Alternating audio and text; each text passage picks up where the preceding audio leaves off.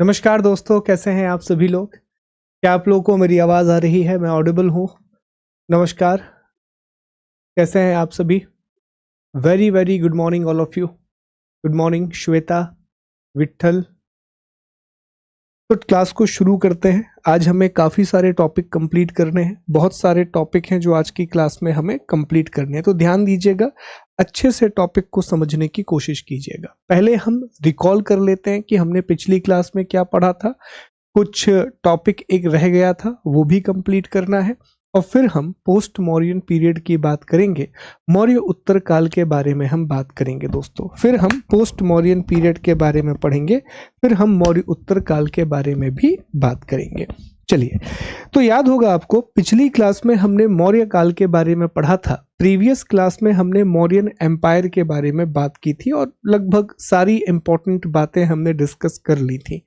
हमने जानकारी के स्रोत पढ़ लिए थे, सोर्सेस ऑफ इंफॉर्मेशन पढ़ लिए थे, अशोक के अभिलेखों का अध्ययन कर लिया था, अशोका के इंस्क्रिप्शन को हमने स्टडी कर लिया था, हमने प्रमुख शासकों के बारे में पढ़ लिया था, मेजर रूलर्स के बारे में हमने बात कर ली थी कि प्रमुख शासक कौन कौन से हैं, मेजर रूलर्स कौन कौन से हैं।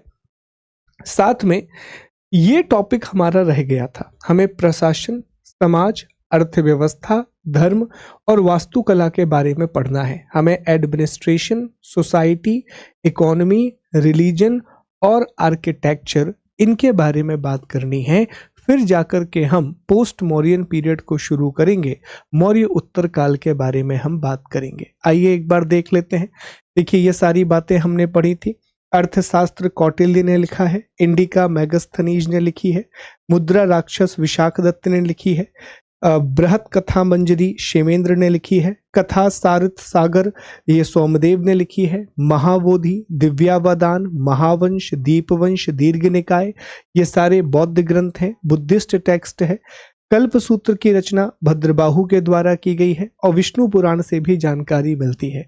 बांग्लादेश में महास्थान अभिलेख है, जहां से अकाल के समय अन्न भंडार और वितरण की जानकारी मिलती है। उत्तर प्रदेश में सोहगारा ताम्रलेख है, सोहगारा कॉपर प्लेट इंस्क्रिप्शन यूपी से मिलता है। ठीक है जी, ये सारी बातें पढ़ी थी। कौटिल्य के नाम पढ़े थे हमने, विष्णुगुप्त, चाणक्य, द्विजवर्ष, इस तरीके के अलग अलग नाम हैं, हमने नाम के बारे में भी पढ़ लिया था। साथ में हमने सेल्यूकस निकेटर ने जो राजदूत भेजा था, सेल्यूकस निकेटर ने जो एम्बेसडर भेजा था मेगास्थनीज, उसके बारे में भी हमने बात की थी। वो टॉपिक भी हमने डिस्कस कर लिया था। ये इंपॉर्टेंट इंस्क्रिप्शन थे, मैप बनाया था, मैप से शानदार तरीके से सारी चीजें हमने याद कर ली थी। याद होगा आपको, जैसे रूपनाथ है, वो प्रश्न भी आया था। रूपनाथ है, गुर्जरा है, ये मध्य प्रदेश में आते हैं। सांची मध्य प्रदेश में आता है। गिरनार, जिसे जूनागढ़ भी कहा जाता है, ये गुजरात वाले रीजन में आता है। वहीं कांधार, शहबाजगढ़ी और मनसेहरा ये भारत के बाहर आते हैं। कलसी जो है वो उत्तराखंड में आता है। मेरठ और टोपरा, मेरठ यूपी में है, टोपरा हरियाणा वाले रीजन में है। ये दोनों फिरोज शाह तुगलक दिल्ली ले गया था।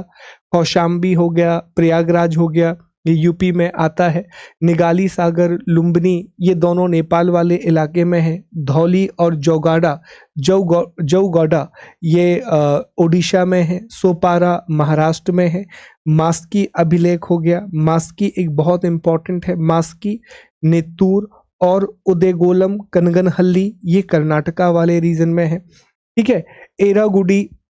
एरागुडी जो है ये आंध्र प्रदेश में आता है। तो ये इंपॉर्टेंट कुछ इंस्क्रिप्शन थे जिनके बारे में हमने पिछली क्लास में डिस्कस किया था।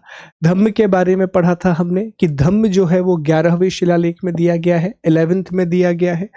ओके, हम कलिंग युद्ध जो है, कलिंग उड़ीसा का पुराना नाम था। 261 बीसी में कलिंग का वॉर हुआ था, जिसे 13वें शिलालेख में बताया गया है, 13th रॉक एडिक्ट में बताया गया है।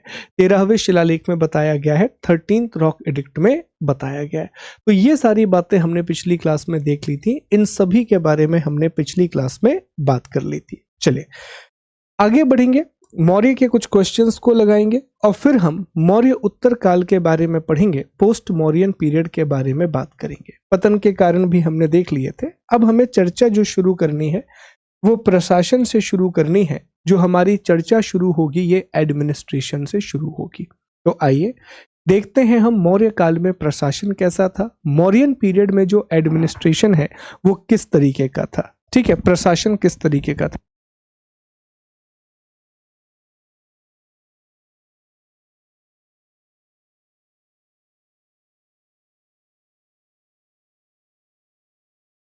चलिए, अब जो प्रशासन है, जो एडमिनिस्ट्रेशन है दोस्तों, इसे हम अलग अलग भागों में बांटते हैं। जैसे पहले हम बात करेंगे सेंट्रल एडमिनिस्ट्रेशन की, फिर हम बात करेंगे प्रोविंशियल एडमिनिस्ट्रेशन की, फिर हम बात करेंगे डिस्ट्रिक्ट एडमिनिस्ट्रेशन की कि डिस्ट्रिक्ट में एडमिनिस्ट्रेशन कैसा था, टाउन एडमिनिस्ट्रेशन या सिटी एडमिनिस्ट्रेशन कैसा था, जुडिशियल या न्याय का प्रशासन कैसा था, एस्पिनोज या स्पाई में किस तरीके की व्यवस्था थी, और मिलिट्री अर्थात सैन्य प्रशासन कैसा था। इतने टॉपिक हमें जानने हैं। तो केंद्रीय स्तर पर जब आप केंद्र की बात करते हैं तो केंद्रीय स्तर पर जो सारी की सारी शक्तियां हैं, जो सारी की सारी पावर हैं, वो राजा के पास में होती थी। एक बात याद रखना, पुराने समय में आपको हर जगह पर राजतंत्र ही देखने मिलेगा, हर जगह पर आपको मोनार्की ही देखने मिलेगी। याद रखिए, हमने 16 महाजनपदों के बारे में भी पढ़ा था, तो वहां हमने देखा था कि मल्ल और वज्जी के अलावा हर जगह पर राजतंत्र था। Apart from Malla and Vajji हर जगह पर हमें मोनार्की देखने के लिए मिलती है। मल्ल और वज्जी में रिपब्लिक था, मल्ल और वज्जी में रिपब्लिक था। तो राजतंत्र में क्या होता है, मोनार्की में होता यह है कि सारी की सारी जो शक्तियां हैं वो राजा के पास होती हैं, सारी की सारी जो पावर है वो किंग के पास होती है। तो मौर्य साम्राज्य में भी जो सारी शक्तियां हैं, मौर्यन एम्पायर में भी जो सारी पावर है वो किसके पास होती थी, राजा के पास होती थी। और एक सेंट्रलाइज्ड सिस्टम था, एक केंद्रीकृत व्यवस्था थी, सेंट्रलाइज सिस्टम था, केंद्रीकृत व्यवस्था थी। लेकिन राज्य कल्याणकारी प्रकृति का था। जो स्टेट है इसका नेचर वेलफेयर था। वेलफेयर स्टेट का मतलब होता है कि जो राजा है वो प्रजा की भलाई के लिए काम करता था, जो किंग है वो लोगों के वेलफेयर के लिए काम करता था। तो सबसे बड़ा शासक, सुप्रीम रूलर कौन होता था, राजा। और राजा की मदद के लिए 18 प्रमुख अधिकारी होते थे जिन्हें तीर्थ कहा जाता था। 18 प्रमुख अधिकारी होते थे। इंपॉर्टेंट 18 ऑफिसर्स होते थे जिन्हें तीर्थ कहा जाता था। और इनकी नियुक्ति राजा करता था उपधा परीक्षण के बाद। देवर अपॉइंटेड बाय किंग आफ्टर उपधा परीक्षण। अब उपधा परीक्षण जो वर्ड है ये कैरेक्टर सर्टिफिकेशन के लिए यूज किया गया है। उपधा परीक्षण का मतलब है चरित्र। देखिए, योग्यता तो देखी ही जाती थी, योग्यता तो निश्चित तौर पे देखी जाती थी कि कौन सा व्यक्ति कितना योग्य है। अगर एक व्यक्ति को हम फाइनेंस मिनिस्टर बना रहे हैं तो क्या उसे फाइनेंस की इंफॉर्मेशन है, पर उससे भी इंपॉर्टेंट ये होता था कि उसका चरित्र कैसा है, उसका कैरेक्टर कैसा है। तो यहीं से वो बात निकल के आती है कि मुझे ऐसे लोगों की जरूरत नहीं है जो बहुत अच्छे हों। अगर एक व्यक्ति थोड़ा कम अपने काम में अच्छा होगा लेकिन वो व्यक्ति बहुत अच्छा होगा, उसका चरित्र बहुत अच्छा होगा, तो वो बढ़िया तरीके से काम कर जाएगा। तो उपधा परीक्षण का मतलब होता था कैरेक्टर को चेक करने के लिए जो टेस्ट लिया जाता था। अपॉइंट कौन करता था, राजा ही अपॉइंट करता था। और इनकी मदद करने के लिए 27 अध्यक्ष होते थे। इनको हेल्प करने के लिए 27, कई किताबों में 26 भी लिखा है। तो सबसे ऊपर राजा था, ऐसे समझ लीजिए। सबसे ऊपर कौन है, तो सबसे ऊपर जो है वो किंग है, राजा है। राजा को हेल्प करने के लिए 18 तीर्थ थे, 18 ऑफिसर है। इनको हेल्प करने के लिए 27 अध्यक्ष हैं, 26 अध्यक्ष हैं। कैसा सिस्टम था, तो सर मोनार्की था, मोनार्की था, राजतंत्र था। और किस प्रकार का राजतंत्र था, केंद्रीयकृत राजतंत्र था, अर्थात पूरी शक्ति राजा के पास थी। एक सेंट्रलाइज मोनार्की थी जहां पूरी की पूरी जो पावर है या मैक्सिमम जो पावर है वो किंग के पास होती थी। इन्हें कौन अपॉइंट करता था, इन्हें भी किंग ही अपॉइंट करता था। जो तीर्थ है देवर अपॉइंटेड बाय किंग। और इनके लिए उपधा परीक्षण नाम का एक टेस्ट होता था, उपधा परीक्षण। उपधा परीक्षण का मतलब है कैरेक्टर टेस्ट करना, कैरेक्टर को चेक करना। तो उपधा परीक्षण वाला टेस्ट होता था, एक कैरेक्टर चेक करने के लिए टेस्ट होता था। आगे बढ़ते हैं। अब हम प्रशासन की इकाइयों के बारे में बात करेंगे, हम यूनिट ऑफ एडमिनिस्ट्रेशन के बारे में बात करेंगे कि प्रशासन की इकाइयां कौन कौन सी थीं, यूनिट ऑफ एडमिनिस्ट्रेशन कौन कौन सी थी। तो प्रशासन की इकाइयों में सबसे ऊपर होता था साम्राज्य, और साम्राज्य का प्रमुख होता था राजा। सबसे ऊपर होता था एम्पायर, और एम्पायर का जो हेड होता था वो था किंग। साम्राज्य प्रांतों में बटा हुआ था, प्रांतों को चक्र कहा जाता था, और प्रांतों का प्रमुख कुमार या प्रांतपति कहलाता था। जो एम्पायर है it was divided into province, और जो हेड ऑफ प्रोविंस है वो कुमार या प्रांतपति कहलाता था। अब जो प्रोविंस है वो फर्दर मंडल या डिवीजन में बटा हुआ था, और मंडल का जो प्रमुख है उसे प्रादेशिक या प्रादेष्टा कहते थे। मंडल का जो प्रमुख है उसे प्रादेशिक या प्रादेष्टा कहते थे। जो मंडल है वो जिला डिस्ट्रिक्ट में बटा हुआ था। जिले के लिए आहार और विषय शब्द का इस्तेमाल किया जाता था, और जो इसका प्रमुख होता था वो विषयपति कहलाता था। जिले के लिए आहार या विषय शब्द का इस्तेमाल होता था, और जो इसका प्रमुख है वो विषयपति कहलाता था। फिर उसके नीचे संग्रहण आता था, 10 गांव का समूह।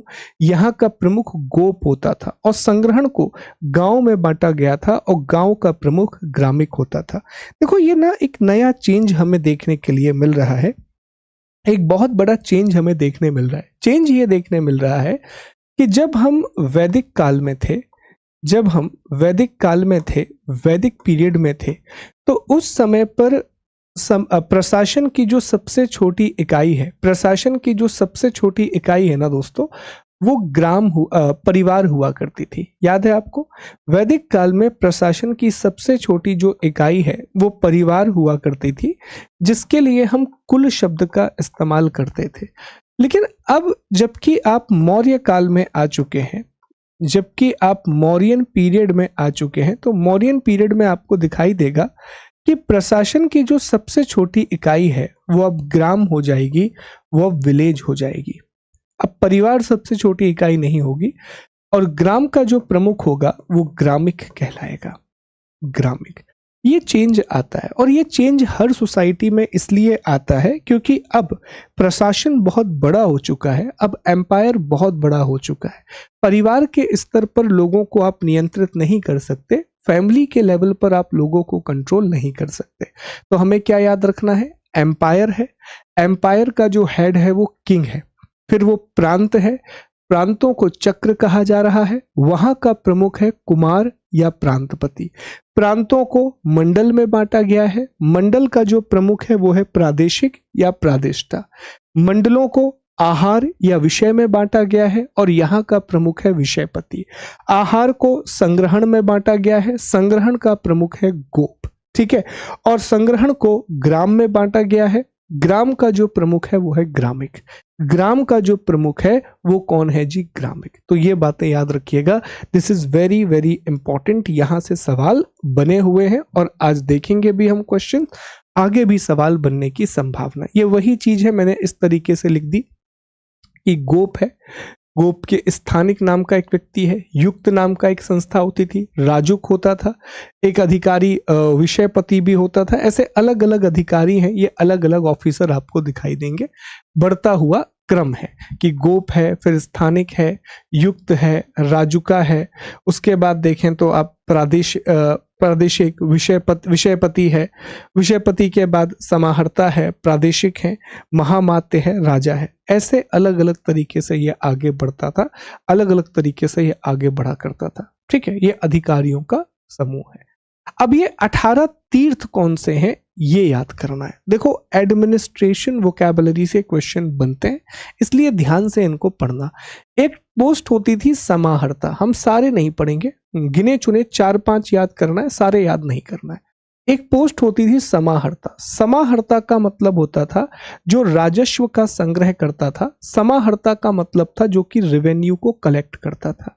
समाहर्ता का मतलब था जो कि रेवेन्यू को कलेक्ट करता था, जो कि राजस्व का संग्रह करता था। ऐसी ही एक पोस्ट होती थी सन्निधाता। ये कोषा अध्यक्ष होता था। जो सन्निधाता है वो ट्रेजरार होता था। कौन होता था जी? ट्रेजरार। ये वर्ड याद रखना। सन्निधाता कौन होता था? ट्रेजरार। एक बार कमेंट करके बताओ कि हमने ये वर्ड वैदिक पीरियड में भी पढ़ा था, वैदिक काल में भी हमने ट्रेजरार के बारे में पढ़ा था, तो उस समय पर ट्रेजरार कौन था, उसे क्या कहते थे? एक बार कमेंट करके बताना। फिर एक होता था दोस्तों बहुत ही इंपॉर्टेंट पोस्ट, प्रदेष्टा। एक इंपॉर्टेंट पोस्ट होती थी प्रदेष्टा। जो प्रदेष्टा है ये न्यायालय का न्यायाधीश होता था, कंटक शोधन न्यायालय। कंटक शोधन का मतलब था फौजदारी। जो कंटक शोधन वर्ड है it is used for the criminal court. दो प्रकार के न्यायालय होते हैं, दो तरह के कोर्ट होते हैं, एक होता है क्रिमिनल, दूसरा होता है सिविल। एक होता है फौजदारी, दूसरा होता है दीवानी। अब जो क्रिमिनल कोर्ट है अर्थात फौजदारी न्यायालय है दोस्तों, वहां पर क्रिमिनल मामलों को सुना जाता है, जो भी क्राइम से रिलेटेड मामले हैं उनको सुना जाता है। और वहीं जो सिविल है वहां पर जैसे संपत्ति का मामला हो गया, प्रॉपर्टी का मामला हो गया, उत्तराधिकार का मामला हो गया, विवाह के मामले हो गए, मैरिज रिलेटेड इश्यूज हो गए, ये सब सिविल कोर्ट में सुने जाते हैं। तो क्रिमिनल कोर्ट को कंटक शोधन कहा जाता था। फिर एक अधिकारी होता था व्यवहारिक, व्यवहारिक न्यायाधीश के लिए कहा जाता था। दंडपाल ये सेना की सामग्री जुटाने वाला था। दंडपाल जो है ये आर्मी को सप्लाई अरेंज करता था, आर्मी को सप्लाई अरेंज करता था। इसमें भी जो सबसे इंपॉर्टेंट है वो है समाहर्ता और सन्निधाता और दंडपाल। ये तीन एग्जाम में ज्यादा पूछे गए हैं, ये तीन याद रख लेना, ये तीन बहुत इंपॉर्टेंट है। समाहर्ता जो राजस्व का संग्रह कर रहा है, सन्निधाता कोषा अध्यक्ष है, दंडपाल सेना की सामग्री जुटाने का काम कर रहा है। समाहर्ता ये रेवेन्यू कलेक्ट कर रहा है, सन्निधाता ये ट्रेजरार का काम कर रहा है, और जो दंडपाल है वो आर्मी के लिए सप्लाई, जिसे हम लॉजिस्टिक्स बोलते हैं, लॉजिस्टिक्स का मैनेजमेंट कर रहा है। ठीक है, अब 27 अध्यक्षों में कौन कौन इंपॉर्टेंट है? 18 तीर्थ तो हमने पढ़ लिए, 18 में से 3 हमें याद रखना है, समाहर्ता, सन्निधाता और दंडपाल, ये 3 याद रखना है। अब 27 अध्यक्ष कौन कौन से हैं? 27 अध्यक्ष कौन से हैं? तो इसमें एक आता है लक्षणा अध्यक्ष, एक इसमें है लक्षणा अध्यक्ष। जो लक्षणा अध्यक्ष है ये करेंसी और मिंट डिपार्टमेंट का हेड हुआ करता था।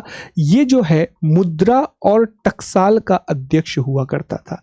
करेंसी और मिंट, जो मिंटिंग प्रेस हुआ करती थी जहां पे सिक्के ढला करते थे, तो सिक्कों के प्रबंधन का पूरा जो काम है वो लक्षणा अध्यक्ष किया करता था। जो करेंसी का पूरा मैनेजमेंट है वो लक्षणा अध्यक्ष देखा करता था। ऐसे ही फिर एक आता है, एक और वर्ड है और ये शब्द है पणया अध्यक्ष। ये भी बहुत इंपॉर्टेंट है, पणया अध्यक्ष। अगला जो वर्ड है वो है पणया अध्यक्ष। ये head of trade and commerce हुआ करता था, ये head of trade and commerce हुआ करता था। बेसिकली ये व्यापार और वाणिज्य का अध्यक्ष हुआ करता था, ये व्यापार और वाणिज्य का अध्यक्ष हुआ करता था। याद रखिएगा, ये बहुत इंपॉर्टेंट है दोस्तों। अभी दोबारा से रिपीट भी करवाएंगे, जब तक याद नहीं होगा तब तक रिपीट करवाएंगे, पर ये बहुत जरूरी है। ठीक है, तो लक्षणा अध्यक्ष कौन है? जो कि टकसाल का अध्यक्ष है, अर्थात जो मिंटिंग को संभाल रहा है। पणया अध्यक्ष कौन है? ट्रेड और कॉमर्स। ये कैसे याद रखोगे? तो हमने एक वर्ड पढ़ा था पणी, याद आ रहा है आप लोगों को? वैदिक पीरियड में हमने एक वर्ड पढ़ा था पणी, अगर याद हो तो वहां पर मतलब व्यापारी हुआ करता था। तो यहां पर पणया अध्यक्ष का मतलब है जो व्यापार को संभालता है, जो ट्रेड वाले डिपार्टमेंट को देखता है। फिर एक अगला जो वर्ड है वो है आयुध अगार अध्यक्ष, आयुधागार अध्यक्ष। आयुध का मतलब यहां पर है अस्त्र शस्त्र से, आयुध का मतलब यहां पर अस्त्र शस्त्र से है, अर्थात जो वेपन्स को हेड करता है उसे आयुधगार अध्यक्ष कहा जाता है। ये जी बहुत इंपॉर्टेंट। सीता अध्यक्ष आपने जरूर पीवाईक्यू में देखा होगा। सीता अध्यक्ष राजकीय कृषि का अध्यक्ष होता था, जो भी रॉयल एग्रीकल्चर है उसका अध्यक्ष होता था। मतलब सरकार की जो जमीन है, सरकार की जमीन पे जो खेती हो रही है, तो एग्रीकल्चर डिपार्टमेंट का एक प्रकार से हेड मान लीजिए वो सीता अध्यक्ष हुआ करता था। गणी का अध्यक्ष ये वेश्याओं का इंस्पेक्शन करता था, गणी का अध्यक्ष। संस्था अध्यक्ष ये व्यापारिक मार्गों को देखता था। हेड ऑफ ट्रेड रूट हुआ करता था। लवणा अध्यक्ष ये नमक अधिकारी हुआ करता था। लवणा अध्यक्ष जो है ये सॉल्ट ऑफिसर हुआ करता था। मुद्रा अध्यक्ष ये पासपोर्ट अधिकारी था। इतना कंफ्यूजन होता है ना, एक वर्ड है लक्षणा अध्यक्ष और एक वर्ड है मुद्रा अध्यक्ष। अब देखो, लक्षणा अध्यक्ष जो है वो मुद्रा अर्थात करेंसी को हेड कर रहा है और जो मुद्रा अध्यक्ष है ये पासपोर्ट डिपार्टमेंट को हेड कर रहा है। तो कौन कौन से इंपॉर्टेंट हो गए सर?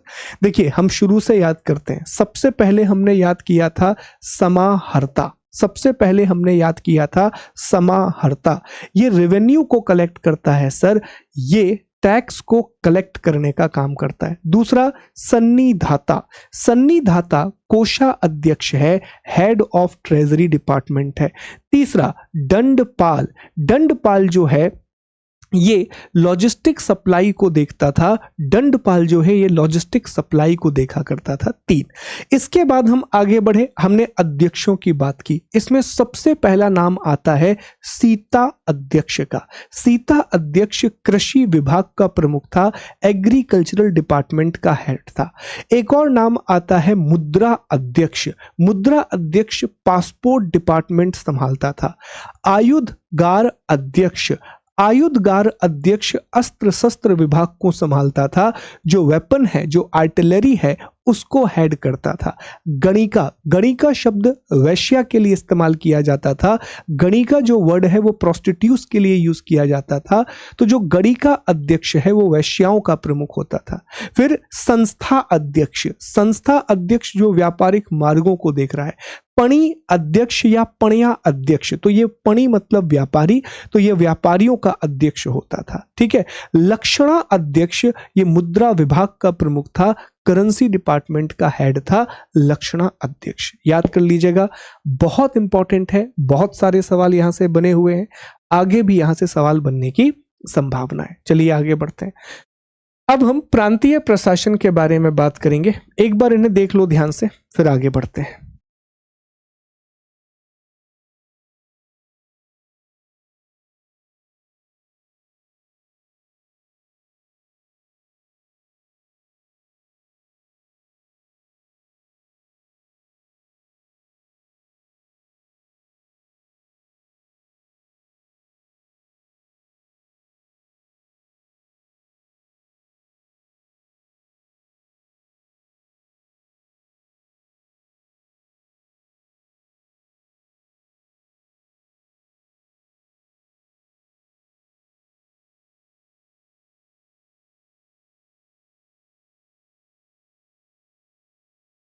चलिए जी आगे बढ़ते हैं, अगले हिस्से पर आते हैं।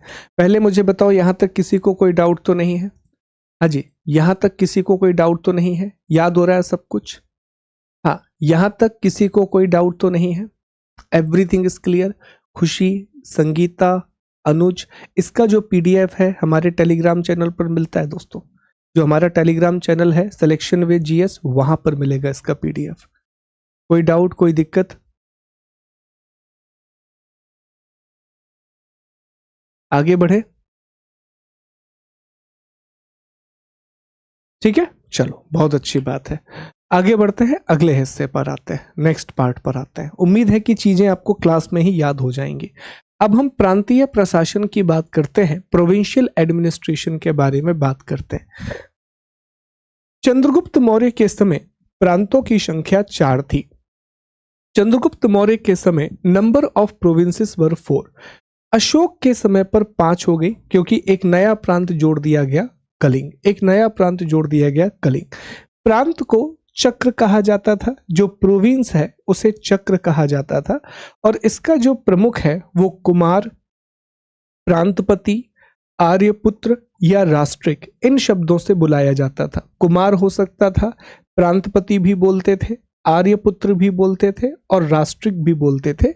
ये सब आज के मुख्यमंत्री के लिए ये वर्ड यूज कर सकते हैं, कुमार, प्रांतपति, आर्यपुत्र और राष्ट्रिक।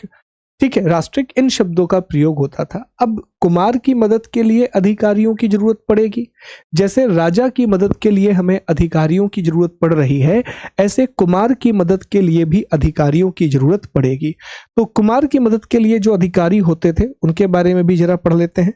तो इनके लिए युक्त नाम के अधिकारी होते थे, और जो कुमार है ये सामान्यतः राजकुमार होते थे, ये जनरली प्रिंस होते थे या राज परिवार से आते थे।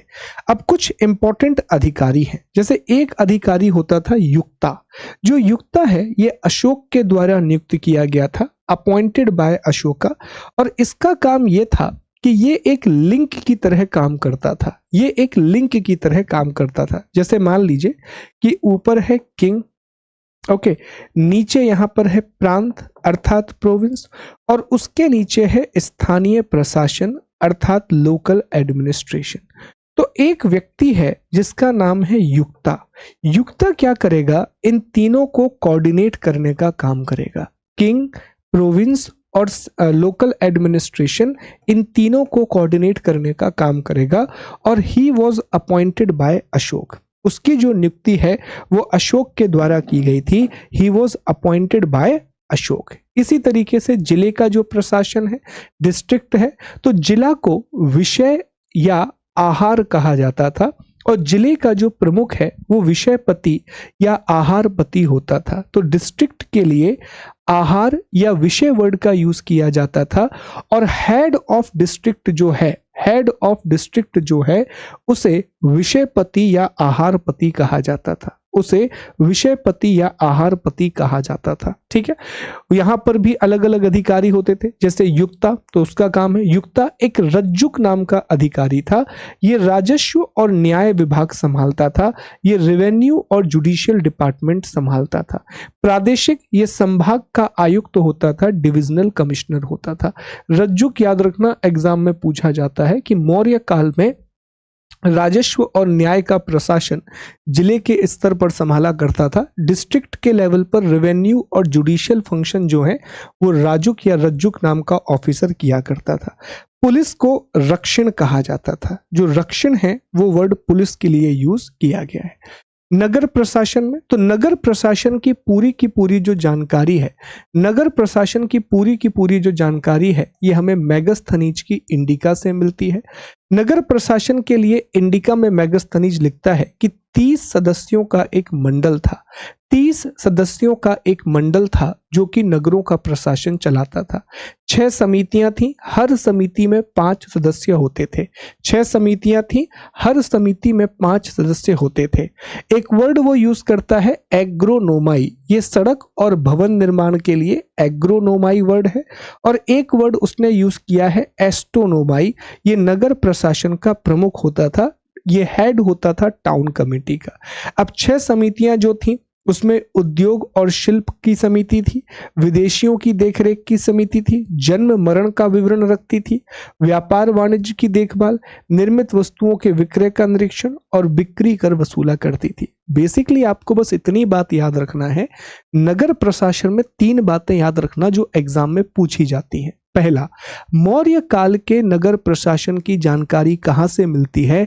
मौर्यन पीरियड के जो टाउन एडमिनिस्ट्रेशन है उसकी इंफॉर्मेशन कहां से मिलती है? तो क्या जवाब दोगे कि सर मौर्य काल का जो नगर प्रशासन है इसकी जानकारी मैगस्थनीज की इंडिका से मिलती है। दूसरा, इंडिका में क्या लिखा हुआ है? सर इंडिका में लिखा हुआ है कि पाटलिपुत्र जैसे बड़े शहरों का जो प्रशासन है, पाटलिपुत्र जैसे मेगा सिटीज का जो टाउन एडमिनिस्ट्रेशन है, ये समितियों के माध्यम से चलाया जाता था, ये कमिटीज की हेल्प से चलाया जाता था। ये समितियों के माध्यम से या with the help of committees चलाया जाता था। With the help of committees चलाया जाता था। कितनी समितियां होती थी? सर 6 समितियां थी, हर समिति में 5 सदस्य होते थे। 6 कमिटीज थी और हर कमिटी में 5 मेंबर होते थे। याद रखना। अगला प्रश्न आपसे पूछेगा कि एग्रोनोमाई वर्ड का यूज किसके लिए किया गया है? तो जो वर्ड है एग्रोनोमाई, ये सड़क और भवन निर्माण के लिए इस्तेमाल किया गया है। ये रोड और बिल्डिंग कंस्ट्रक्शन के लिए यूज किया गया है। और जो वर्ड है एस्ट्रोनोमाई, ये नगर प्रशासन का प्रमुख होता था, ये हेड होता था। He was the head of town administration. जैसे आज नगर पालिका अध्यक्ष होता है तो उसी समय पर नगर पालिका अध्यक्ष अगर होता तो उसको एस्टोनोमाई कहा जाता। ठीक है, ऐसे मान लो कि प्रधानमंत्री के लिए राजा शब्द का इस्तेमाल हो रहा है, मुख्यमंत्री के लिए आर्यपुत्र, राष्ट्रिक, कुमार या प्रांतपति का इस्तेमाल हो रहा है, जो जिला का कलेक्टर है उसके लिए विषयपति या आहारपति कहा जा रहा है, प्रादेशिक जो वर्ड है वो संभाग के प्रमुख के लिए इस्तेमाल किया जा रहा है, और वहीं जो नगर पालिका का अध्यक्ष है, जो म्युनिसिपल कॉरपोरेशन का हेड है, उसे एस्टोनोमोई कहा जा रहा है, उसे एस्टोनोमोई कहा जा रहा है। तो ये छोटे छोटे वर्ड होते हैं, इन्हें याद रखना। अगेन यहाँ से क्वेश्चन बनने की संभावना बहुत ज्यादा होती है, यहाँ से प्रश्न बनने की संभावना बहुत ज्यादा होती है। चलिए आगे बढ़ते हैं, अगले टॉपिक पर आते हैं, न्याय। तो न्याय प्रशासन में सबसे ऊपर जो होता था वो राजा था, वो किंग था। न्यायालय के प्रकार अर्थशास्त्र में बताए गए हैं कि दो तरह के न्यायालय थे, एक था दीवानी न्यायालय, और दीवानी न्यायालय को धर्म स्थायी न्यायालय कहा जाता था, और दूसरा था फौजदारी न्यायालय जिसे कंटक शोधन कहते थे, जिसे कंटक शोधन कहते थे। ठीक है जी, इतनी बातें याद रखना, यहां से सवाल थोड़ा बहुत बन सकता है। जैसे कुछ बातें याद रखना, कर की चोरी के लिए मृत्युदंड दिया जाता था, डेथ पेनाल्टी थी अगर कोई भी टैक्स को चोरी करता है। एक और वर्ड है पंकोदक सन्निरोधे, सड़कों को नुकसान पहुंचाने के लिए या कीचड़ उस पर डालने के लिए सजा मिलती थी, जिसको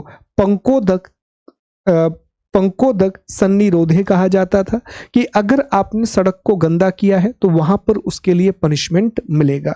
जनपद स्तर पर न्यायालय का जो काम है ये हमने अभी डिस्कस किया कि रज्जुक करता था, अभी देखा है हमने कि जिला और जनपद स्तर पर ये टैक्स को भी कलेक्ट कर रहा है और न्याय का भी कार्य कर रहा है। और साहसीधिपति ये चोरी के मुकदमे का अधिकारी होता था, कि चोरी अगर होती है तो उसका अधिकारी। गुप्तचर में क्या है जी, संगठित गुप्तचर व्यवस्था थी, ऑर्गेनाइज्ड एस्पियोनेज सिस्टम था, और गुप्तचर का जो प्रमुख है वो महामात्य स्पर्श होता था। महामात्य स्पर्श जो है वो हेड ऑफ एस्पियोनेज डिपार्टमेंट होता था। दो तरह के गुप्तचर होते थे, ये याद रखिएगा, यहां से प्रश्न बनने की संभावना है। दो तरह के गुप्तचर होते थे, एक था संस्था और एक होता था संचारा। एक होता था संस्था और एक होता था संचारा। संस्था ऐसे गुप्तचर थे जो एक ही स्थान पर रह करके कार्य करते थे, उन्हें संस्था कहा जाता था। संचार जो है ये भ्रमण करने वाले गुप्तचर होते थे, जो एक जगह से दूसरी जगह पे जाया करते थे, जो एक प्लेस से दूसरे प्लेस पर जाया करते थे, उन्हें संचार कहा जाता था। और जो एक ही स्थान पर रह करके काम करते थे उन्हें संस्था कहा जाता था। ठीक है, उन्हें संस्था कहा जाता था। तो ये बात विशेष तौर पे ध्यान रखना, ये भी एग्जाम में पूछा जा सकता है दोस्तों। ठीक, ये बातें याद रखिएगा। सैन्य प्रशासन में चारों वर्णों के लोग सेना में शामिल होते थे, चारों वर्णों के लोग जो है वो सेना में शामिल होते थे। चातुरंग बल 4 फोल्ड आर्मी का यूज किया जाता था। पैदल सेना होती थी, इन्फेंट्री, अश्व अर्थात कैवलरी, रथ मतलब कैरियट, और हाथी मतलब एलिफेंट। ठीक है, ये चारों की सेना। मेगास्थनीज कहता है कि 6 समितियों के द्वारा सेना का प्रशासन भी किया जाता था। तो मेगास्थनीज ने यह बताया है बार बार अपनी किताब में कि प्रशासन के लिए बड़े पैमाने पर समितियों का इस्तेमाल किया जाता था, एडमिनिस्ट्रेशन के लिए बड़े पैमाने पर कमिटीज यूज की जाती थी। जैसे शहर के प्रशासन के लिए भी वो 6 समितियों की बात कर रहा है कि शहर के प्रशासन के लिए 6 अलग अलग समितियां थी। सिटी का एडमिनिस्ट्रेशन चलाने के लिए 6 डिफरेंट कमिटीज हुआ करती थी और हर कमिटी में 5 मेंबर हुआ करते थे। ठीक इसी तरह वह बता रहा है कि सेना का प्रशासन चलाने के लिए, मिलिट्री एडमिनिस्ट्रेशन के लिए 6 समितियां होती थी और ये समितियां मिलकर के सेना का प्रशासन चलाती थी, मिलिट्री एडमिनिस्ट्रेशन चलाती थी। ठीक है, बस इतनी बातें याद रखना। इसी के साथ हमारा मौर्यन वाला टॉपिक कंप्लीट होता है। एक बात और आपको बता दूं कि जैसे मेगास्थनीज ने यह भी बताया कि समाज 7 भागों में बटा हुआ था, सोसाइटी के 7 अलग अलग पार्ट थे। एक बात बस याद रखना जहां से क्वेश्चन बन सकता है, ये सब आप एक बार देख लीजिएगा, ये और देख लेते हैं। तो 1 मिनट और लगेगा, ये भी कंप्लीट कर लेते हैं। सोसाइटी के बारे में थोड़ा और पढ़ लेते हैं, ये भी देख लेते हैं।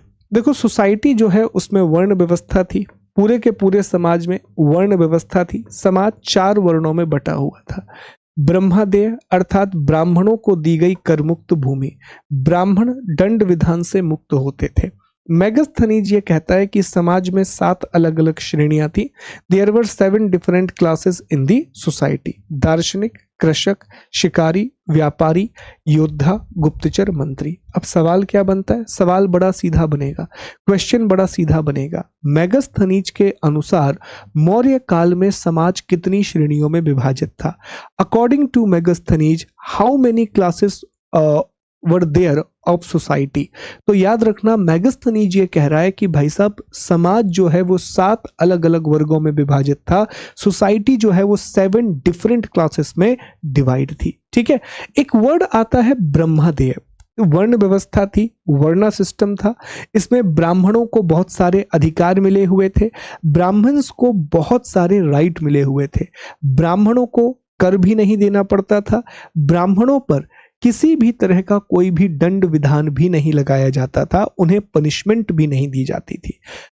जो जमीन ब्राह्मणों को दी जाती थी, करमुक्त जमीन, उसे ब्रह्मदेय कहा गया है। हालांकि दान के रूप में नहीं दी जा रही है, कैसे दी जा रही है? वो कुछ कार्य के लिए दी जा रही है, वापस भी ले ली जाती थी। इसके बाद अगला दास प्रथा।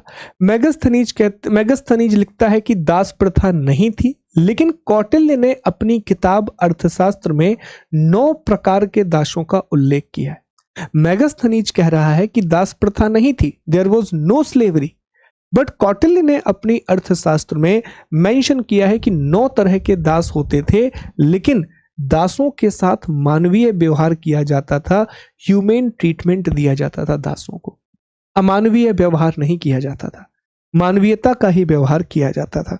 महिलाओं की स्थिति अच्छी थी, विमेन की कंडीशन अच्छी थी, उन्हें तलाक लेने का अधिकार था, नियोग प्रथा का अधिकार था, पुनर्विवाह रीमैरिज का अधिकार था, और सती जैसी कोई व्यवस्था नहीं थी, सती जैसा कोई भी सिस्टम नहीं था। ठीक है, ये बातें आपको याद रखनी है। अब हम इकोनॉमी के बारे में पढ़ लेते हैं। इकोनॉमी में एक वर्ड आपको मिलेगा, हो सकता है एग्जाम में भी ये वर्ड आ जाए, और ये वर्ड है वार्ता। ये शब्द कौन सा है जी? वार्ता। वार्ता का मतलब था कृषि, पशुपालन और व्यापार। वार्ता का मतलब था agriculture, animal husbandry and trade. वार्ता का मतलब था agriculture, animal husbandry and trade. ये वर्ड पूछा जा सकता है। अर्थशास्त्र में इस शब्द का प्रयोग हुआ है वार्ता। 2 प्रकार के कर थे, एक बलि और दूसरा भाग। भाग कितना होता था? उपज का 1/6, 1/6 होता था प्रोडक्शन का। ठीक है, 1/6 होता था प्रोडक्शन का। जितना भी क्रॉप आपने लगाया है उस क्रॉप का 1/6 आपको देना पड़ेगा। ठीक है, समाहर्ता ये तो हम पढ़ चुके हैं। और भी कर होते थे, जैसे सीता। राजकीय और वन भूमि से जो आय होती थी उस पर जो कर लगाया जाता था वो सीता कहलाता था।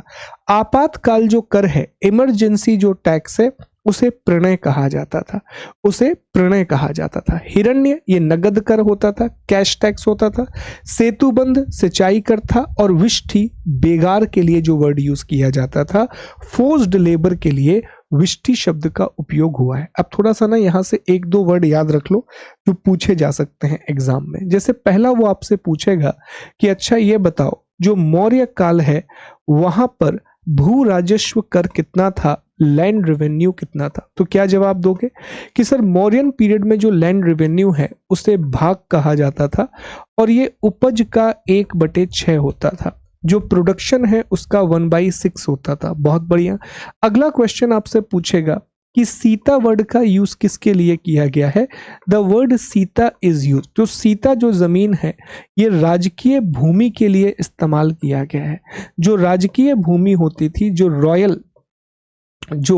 रॉयल लैंड होता था, उसके लिए ये वर्ड यूज किया गया है। मतलब राजा के अधिकार में सीधे सीधे जो जमीन होती थी उसे सीता कहा जाता है।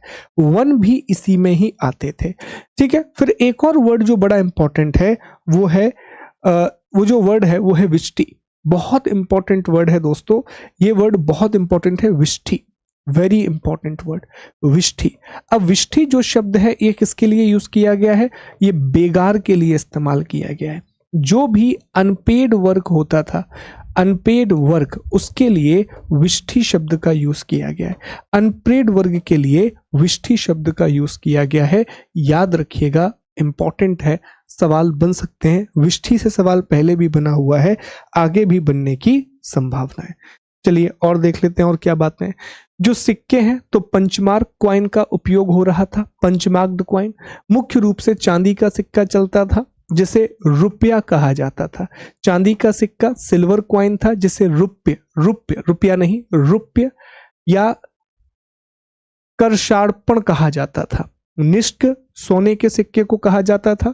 मशक, मासक या काकड़ी, ये तांबे के सिक्के के लिए इस्तेमाल किया जाने वाला वर्ड है। तांबे के सिक्के के लिए इस्तेमाल किया जाने वाला वर्ड है। एक वर्ड होता था सार्थवाह, ये व्यापारियों का समूह होता था। जो कारवा है ना, जो ग्रुप ऑफ ट्रेडर्स है, उसे सार्थवाह कहा जाता था। ग्रुप ऑफ ट्रेडर्स को सार्थवाह कहा जाता था। ठीक है, तो ये बातें याद रखना। सीता भूमि हमने आपको बता ही दी क्या होती थी। मौर्य काल में उत्तरी काले पॉलिशदार मृदभांड मिले हैं। नदर्न ब्लैक पॉलिश्ड वेयर मिले हैं, NBPW। बराबर की पहाड़ियों में लोमश ऋषि की गुफा का निर्माण दशरथ ने करवाया था।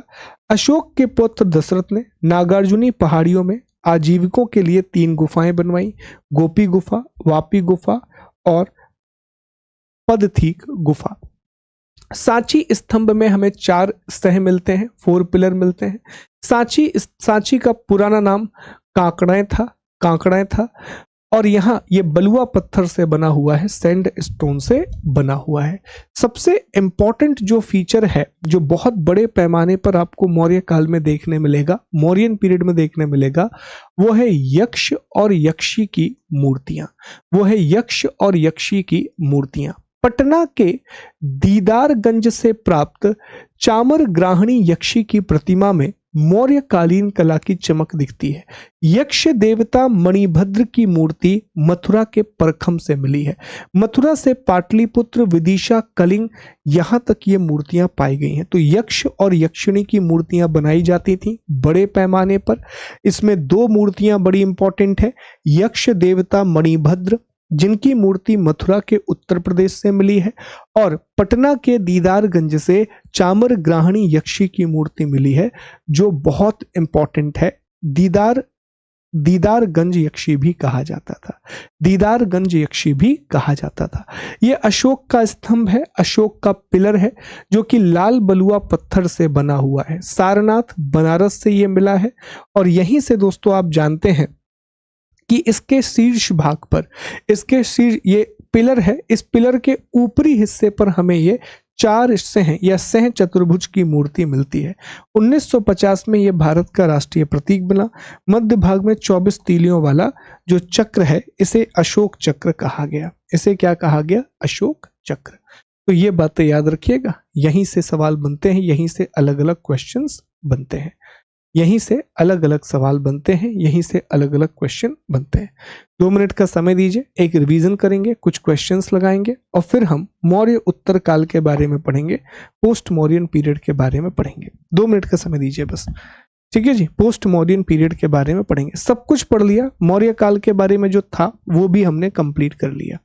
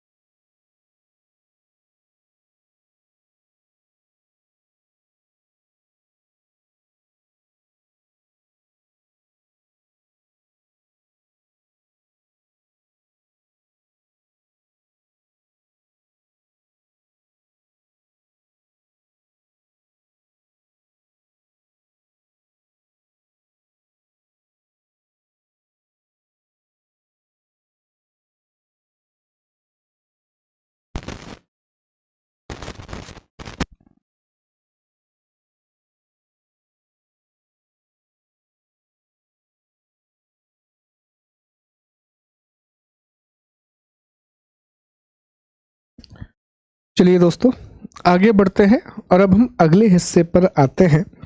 तो अभी हमने ये मौर्यन पीरियड के बारे में सारी बात कर ली। जो मौर्य काल है इसके बारे में जो बचे हुए फैक्ट थे वो भी हमने पढ़ लिए। अब इसको अगर एक बार आप रिकॉल करोगे ना तो सिर्फ अधिकारियों के नाम याद रख लेना कि कौन कौन से अधिकारी हैं और उन्हें क्या कहा जाता था, नंबर 1। दूसरा, जैसे सीता अध्यक्ष है, सीता भूमि है, इसका मतलब क्या होता था ये याद रख लीजिएगा। मौर्य काल में यक्ष और यक्षिणी की मूर्तियां बहुत प्रचलित थी, ये भी याद रख लीजिएगा। इसके अलावा हमने जो पढ़ा कि राजा सबसे इंपॉर्टेंट होता था, एक सेंट्रलाइज्ड मोनार्की थी, एक केंद्रीकृत राज व्यवस्था थी। इन बातों को याद रख लेना, टॉपिक ऑलमोस्ट कंप्लीट हो जाएगा, सारी बातें हो जाएंगी। कुछ क्वेश्चंस भी देख लेते हैं, कल कुछ सवाल रह गए थे, उन सवालों के बारे में हम बात कर लेते हैं कि कौन कौन से क्वेश्चन है, क्या क्या है, और फिर हम आगे बढ़ेंगे। ये तो हमने देख लिया था यहाँ तक।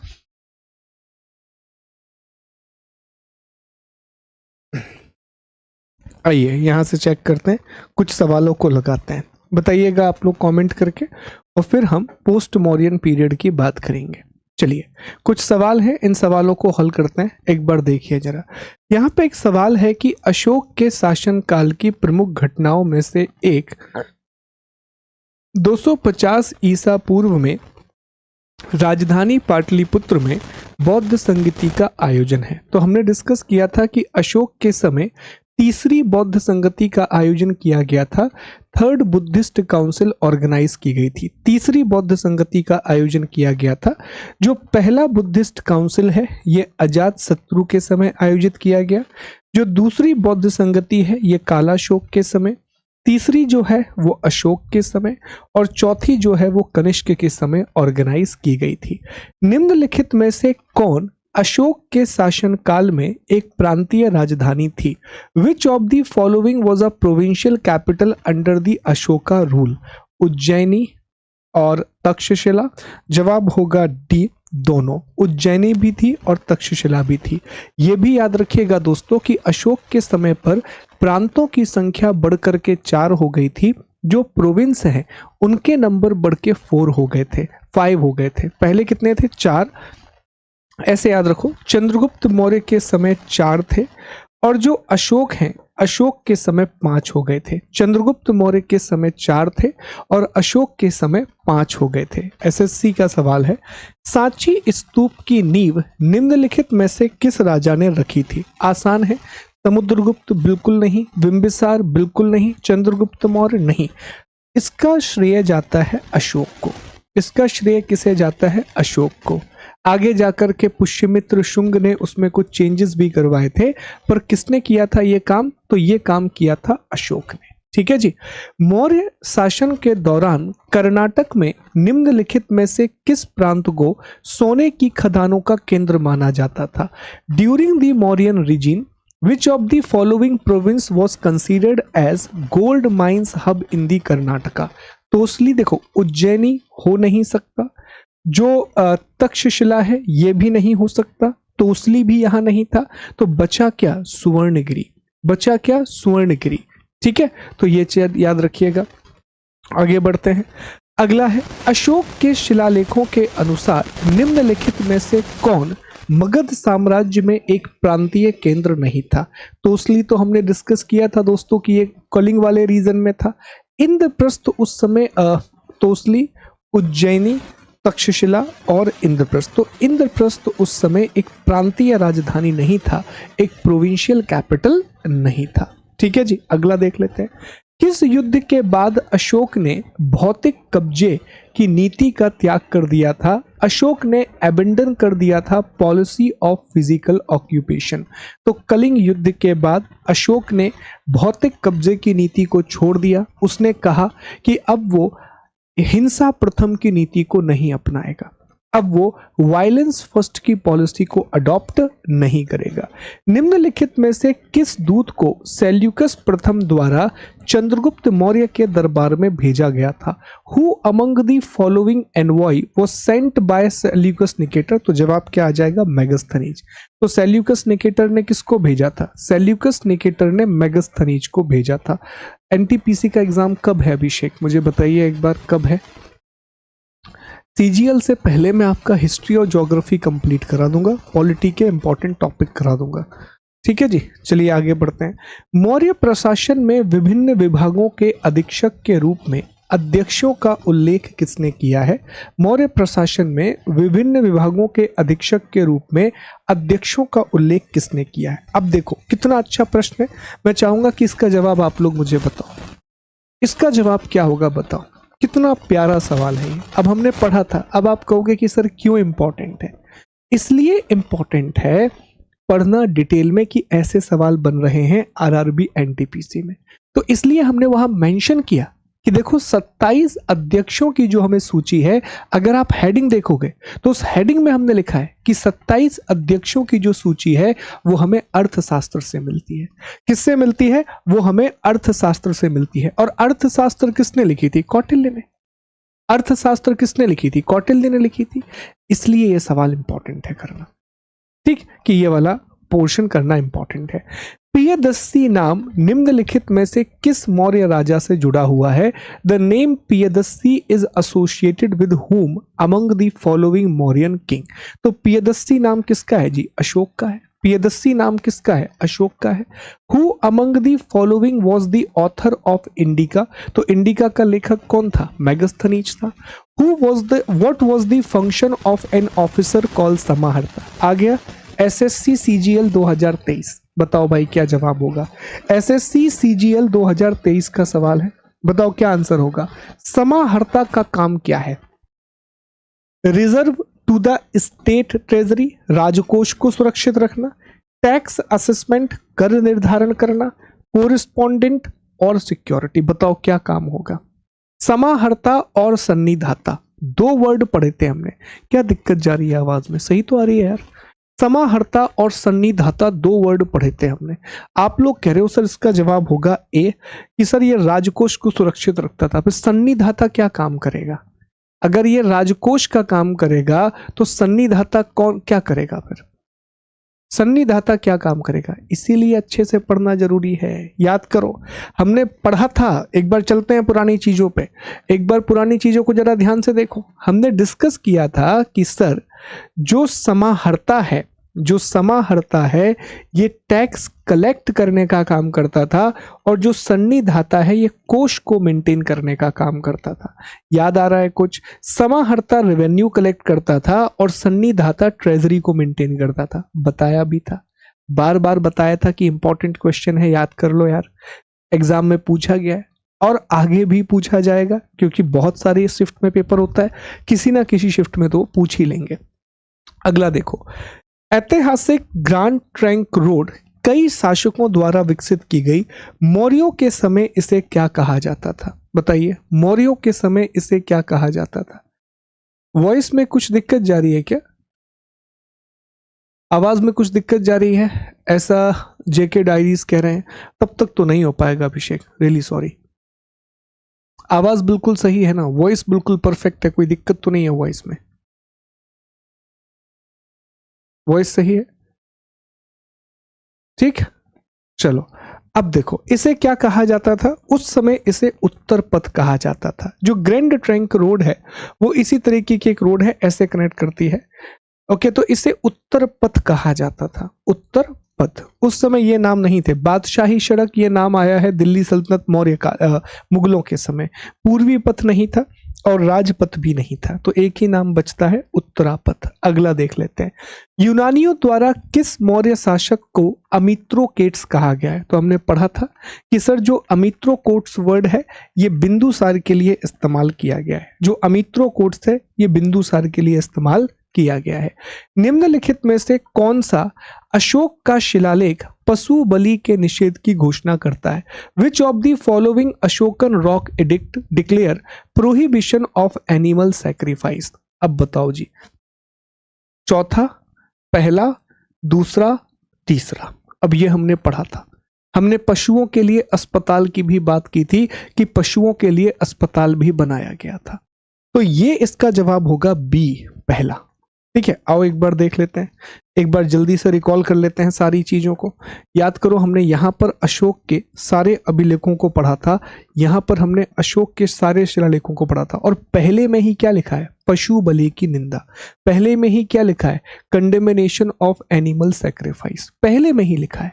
और दूसरे में क्या लिखा है? भारत का पहला अस्पताल, इंडिया का पहला अस्पताल, भारत का प्रथम चिकित्सालय। तो यहां से याद रख लेना ये चीज, यहां से ये चीज याद रख लीजिएगा, इंपॉर्टेंट है। चलिए इंपॉर्टेंट है, आगे बढ़ जाते हैं, अगले क्वेश्चन पे आ जाते हैं। अगला जो क्वेश्चन है, अशोक ने अपने क्षेत्र में सामाजिक समस्याओं को हल करने के लिए खाली स्थान को नियुक्त किया था। समाहर्ता? बिल्कुल नहीं। न्यायाधीश, आमात्य और धम्म महामंत्र। अब देखो ये क्वेश्चन ना बड़ा अच्छा है।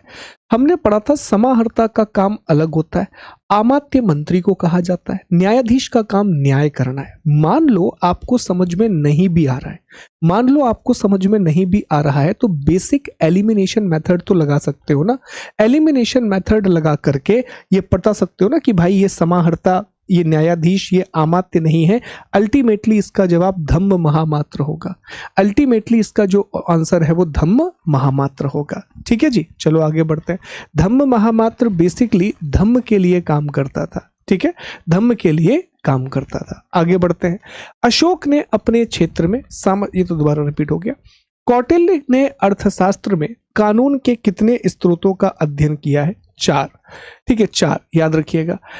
लौरिया नंदनगढ़ स्तंभ खाली स्थान में स्थित है।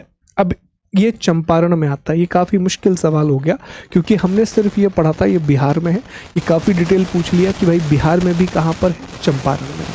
अशोक का जौगढ़ शिलालेख, ये आसान है, हमने पढ़ा था जौगढ़ और धौली, जौगढ़ और धौली। तो जौगढ़ और धौली जो है ये उड़ीसा वाले रीजन में आता है सर। जौगढ़ और धौली जो है ये उड़ीसा वाले रीजन में आता है। कौटिल्य के सप्तांग सिद्धांत में आमात्य निम्नलिखित में से किसे दर्शाता है? तो आमात्य जो है मंत्री को दर्शाता है, एक मिनिस्टर के बारे में रिप्रेजेंटेशन देता है। उस मौर्य राजा का नाम बताइए जिसने उत्तर पश्चिम में अफगानिस्तान और बलूचिस्तान तक अपना नियंत्रण स्थापित किया। ये बताओ, ये बताओ जी क्या होगा? वॉइस में क्या हो रहा है? क्या इशू है वॉइस में? क्या दिक्कत जा रही है आवाज में? Hello hello, voice problem. Okay okay okay, मैं चेक करता हूँ एक बार। एक लेट मी चेक वॉइस। क्या दिक्कत जा रही है वॉइस में?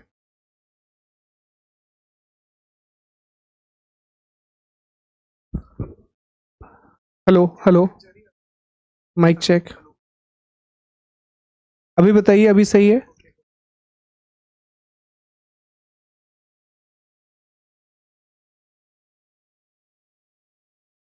यार आवाज तो सही आ रही है।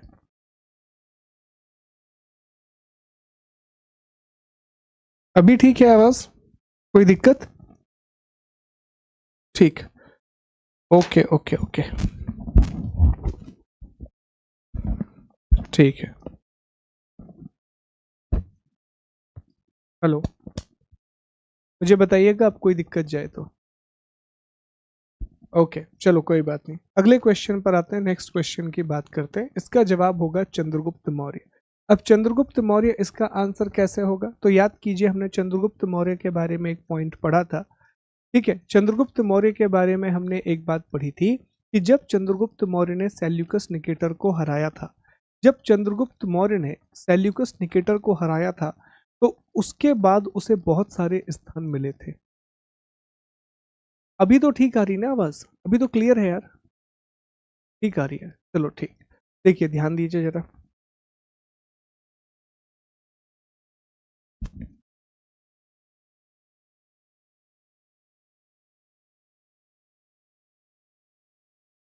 चलो ध्यान दीजिएगा, अगले उस पर पढ़ते हैं।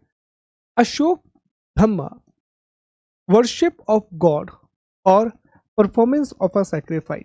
अशोक के धम्म में किसी देवता की पूजा या किसी यज्ञ का प्रदर्शन शामिल है? मुख्य रूप से शामिल है, शामिल नहीं है, या कुछ रूपों में शामिल है। तो कहीं पर भी इस चीज की चर्चा नहीं की गई कि कोई यज्ञ करना है या किसी देवता की पूजा करना है। Who among the following generally used to head the provincial administration under the Maurya? मौर्यों के अधीन प्रांतीय प्रशासन का प्रमुख सामान्यतः निम्नलिखित में से कौन होता था? अभी अभी पढ़ा है, तो इसका सही जवाब होगा कुमार। सर, उसे कुमार भी कहा जाता था, उसे राष्ट्रिक भी कहा जाता था, उसे आर्यपुत्र भी कहा जाता था। ठीक है, अगला देख लेते हैं। अशोक के प्रसिद्ध शिला स्तंभ मुख्य रूप से किस पत्थर के बनाए गए थे? जो अशोक के स्टोन पिलर हैं, तो हमने अभी डिस्कस किया था कि सैंड स्टोन का उपयोग किया गया था, बलुआ पत्थर का इस्तेमाल किया गया था। सैंड स्टोन का उपयोग किया गया था, बलुआ पत्थर का इस्तेमाल किया गया था। एक और, किस मौर्य शासक को अपने साम्राज्य में जासूसी व्यवस्था स्थापित करने का श्रेय दिया जाता है? किस मौर्यन रूलर को अपने एम्पायर में स्पाई सिस्टम, तो स्पाई सिस्टम की शुरुआत चंद्रगुप्त मौर्य ने ही कर दी थी। स्पाई के लिए महास्पर्श जो होता था वो हेड ऑफ स्पाई डिपार्टमेंट होता था, हेड ऑफ स्पाई डिपार्टमेंट होता था। शॉर्ट नोट्स में अगर क्वेश्चन ऐड करेंगे बहुत बड़ा हो जाएगा, पीपीटी है, यहां से ले लिया करो क्वेश्चन। निम्नलिखित में से कौन सा पशु मौर्यकालीन शिला स्तंभों पर नहीं पाया गया है? बहुत अच्छा सवाल है। Which of the following animal not found on the Mauryan? Which ancient ruler administration is noted for its highly centralised structure? किस प्राचीन शासक का प्रशासन अत्यधिक केंद्रीकृत संरचना के लिए जाना जाता है? तो हमने डिस्कस किया था कि मौर्यों का जो प्रशासन था, मौर्यंस का जो एडमिनिस्ट्रेशन था, वो एक्सट्रीमली सेंट्रलाइज सिस्टम। ठीक है जी, चलो, तो इस तरह से हमारे क्वेश्चन कंप्लीट होते हैं और अब हम अगले टॉपिक की बात करेंगे। हम नेक्स्ट टॉपिक के बारे में बात करेंगे। ठीक, ओके, अब हम अगले टॉपिक की बात करेंगे, नेक्स्ट टॉपिक के बारे में हम पढ़ेंगे। चलो, तो अगले टॉपिक को हम शुरू कर रहे हैं दोस्तों। नेक्स्ट टॉपिक की हम बात कर रहे हैं। हमने मौर्यंस के बारे में पूरी बात कर ली है, हमने मौर्यंस के बारे में पूरी बात कर ली है। अब हमारा अगला टॉपिक शुरू होगा और ये टॉपिक है मौर्य उत्तरकाल, ये टॉपिक है पोस्ट मौर्यन पीरियड, ये टॉपिक है मौर्य उत्तरकाल अर्थात पोस्ट मौर्यन पीरियड। देखो क्या होता है, एक पूरी की पूरी कहानी बनती है, हमेशा आपको देखने एक कहानी मिले। सबसे पहले हमने देखा कि सर ऐसे छोटे छोटे छोटे छोटे कबीले थे, ये छोटे छोटे कबीले आगे जाकर के जनपद बन गए। इन्हीं छोटे छोटे जनपदों से, इन्हीं छोटे छोटे जनपदों से महाजनपद का निर्माण हुआ, महाजनपद का फॉर्मेशन, और यही महाजनपद आगे जाकर के मौर्य साम्राज्य बन गए, एक बहुत बड़ा एम्पायर बन गया।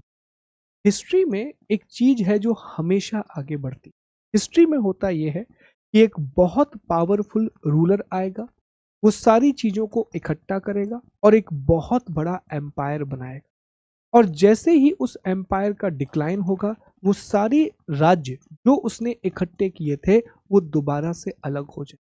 तो पूरे के पूरे हिस्ट्री में आपको ये फिनोमेना दिखेगा कि छोटे छोटे छोटे छोटे राज्य होंगे, फिर एक बड़ा राज्य बनेगा, फिर छोटे छोटे छोटे छोटे राज्य आएंगे, फिर एक बड़ा राज्य बनेगा, फिर छोटे छोटे राज्य आएंगे और फिर एक बड़ा राज्य बनेगा।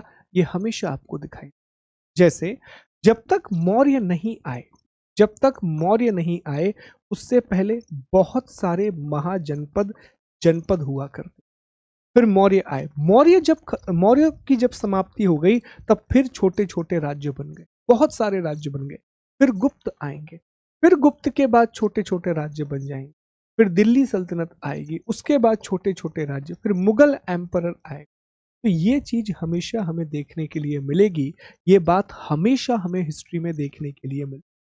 इतिहास इसी तरह से आगे बढ़ता है, हिस्ट्री इसी तरीके से आगे बढ़ती है। तो अब जब मौर्यों का डिक्लाइन हुआ, जब मौर्यन एम्पायर का डिक्लाइन हुआ, तो इंडिया में दो तरह के राज्य हमें देखने के लिए मिले, भारत में दो तरह के स्टेट देखने के लिए मिले। एक थे ब्राह्मण और स्थानीय शासक अर्थात लोकल और इंडिजिनस रूलर, और दूसरे थे यवन शासक अर्थात इंडो ग्रीक रूलर्स। दो तरह के शासक हैं, एक वो है जो भारत के ही है। अब ऐसा क्यों है जरा समझिए। थोड़ा सा समझ लीजिए इस वाले पॉइंट को, ताकि चीजें आपको अच्छे से क्लियर हो सके। ये ऐसा इसलिए है कि आप याद करें, चंद्रगुप्त मौर्य के समय से ही ये जो पूरा का पूरा एरिया है, यहाँ पर ग्रीक्स हुआ करते, यहाँ पर ग्रीक्स हुआ करते थे, यहाँ यूनानी हुआ करते थे। और ये जो एरिया है अब यहाँ, तो यहाँ मौर्यों के पतन के बाद इस इलाके में भारतीय शासक आएंगे, अर्थात जो इंडियन रूलर्स हैं वो आएंगे। और ये जो इलाके हैं, ये जो पूरे इलाके हैं, यहाँ यवन या विदेशी शासकों का शासन हो, यवन या विदेशी शासकों का शासन होगा। जैसे भारतीयों में आप बात करें तो शुंग, भारतीयों में बात करें कण्व, भारतीयों में सातवाहन। और यहां जब आप देखोगे तो यहां आपको देखने मिलेंगे शक, तीथियन, पहलव, पार्थियन, कुषाण, ये सब आपको यहां देखने, ये सब आपको यहां देखने ये मिलेंगे। तो पहले हम भारतीय शासकों के बारे में पढ़ेंगे, इंडियंस के बारे में पढ़ेंगे, उसके बाद हम विदेशी शासकों के बारे में पढ़ेंगे, हम फॉरेन रूलर्स के बारे में पढ़ेंगे। तो भारतीय शासकों में कौन कौन आया? तो भारतीय शासकों में देखिए, सबसे पहले है शुंग, सबसे पहले है शुंग, शुंग के बाद है कण्व, कण्व के बाद सातवाहन, सातवाहन के बाद इक्ष्वाकु है, वाकाटक है, चालुक्य है और चेदी है। विदेशी शासकों में कौन कौन आया? इंडो ग्रीक, शक, पहलव और कुषाण। विदेशी शासकों में कौन कौन आया? हिंद यूनानी, शक, पहलव और कुषाण। और भारतीय शासकों में कौन कौन है? शुंग वंश, कण्व वंश, सातवाहन, इक्ष्वाकु, वाकाटक, चालुक्य और चेदी। ठीक है, क्योंकि इनमें से अधिकांश ब्राह्मण से संबंधित थे, इसलिए भारतीय राज्यों को ब्राह्मण राज्य भी कहा जाता है, ब्राह्मण स्टेट्स भी कहा जाता है। ऑल्दो हम क्वेश्चंस लगाएंगे, हम प्रश्नों को लगाएंगे और देखेंगे क्या मामला सही।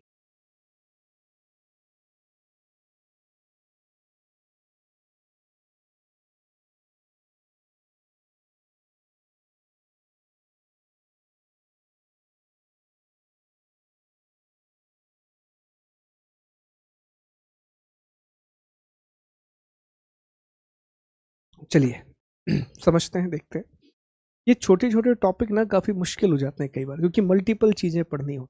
अब ये देखो, ये वो इलाका है जहां पर विदेशी शासक रहेंगे, इंडो ग्रीक रहेंगे, शक रहेंगे। ये वो इलाका है जहां भारतीय शासक रहेंगे, शुंग है, सातवाहन है, ये सारे लोग रहेंगे। ठीक है, तो ये याद रखना। सबसे पहले हम चर्चा करते हैं शुंग के बारे में। तो शुंग वंश की स्थापना पुष्यमित्र शुंग के द्वारा की गई थी। जो शुंग डायनेस्टी है, it was establish by Pushyamitra Shunga. जो सातवाहन है, इसकी स्थापना शिमुक ने की थी। कण्व की जो स्थापना है वो वासुदेव ने की थी। और वाकाटक की जो स्थापना है वो विंध्य शक्ति ने की। शुंग वंश का अंतिम शासक देवभूति था। सातवाहन का लास्ट रूलर पुलुवामी फोर्थ था। कण्व का लास्ट रूलर जो है वो सुशर्मा था। और वाकाटक का जो लास्ट रूलर है वो पृथ्वी सेन फोर्थ था। ये तो याद रखना ही है, यहां से क्वेश्चन बहुत बनते हैं। तो शकों को किसने एस्टेब्लिश किया था? पुष्यमित्र शुंग ने। सातवाहन को किसने एस्टेब्लिश किया था? शिमुक ने। कण्व को किसने एस्टेब्लिश किया था? वासुदेव ने। और वाकाटक को विंध्यशक। याद रखिएगा, जो शुंग हैं इनका अंतिम शासक देवभूति था। सातवाहन का अंतिम शासक पुलुवामी फोर्थ था। कण्व का अंतिम शासक सुशर्मा था। और जो वाकाटक हैं इनका लास्ट रूलर जो है वो पृथ्वी सेन फोर्थ था। ये याद रखिएगा, ये बहुत जरूरी है। सातवाहन की जो कैपिटल है वो प्रतिष्ठान थी, गोदावरी के नदी के किनारे। कण्व और शुंग की राजधानी पाटलिपुत्र थी। हालांकि कण्व की जो शुंग है इनकी एक और राजधानी विदिशा भी थी। वाकाटक की जो कैपिटल है ये नंदीवर्धन और प्रवरपुरा थी, नंदीवर्धन और प्रवरपुरा। सबसे पहले हम शुंग वंश के बारे में बात करेंगे, शुंग डायनेस्टी के बारे में बात करेंगे, जिन्होंने 185 बीसी से 75 बीसी तक रूल। शुंग डायनेस्टी के संस्थापक का नाम पुष्यमित्र शुंग है। शुंग वंश का जो फाउंडर है वो पुष्यमित्र शुंग है।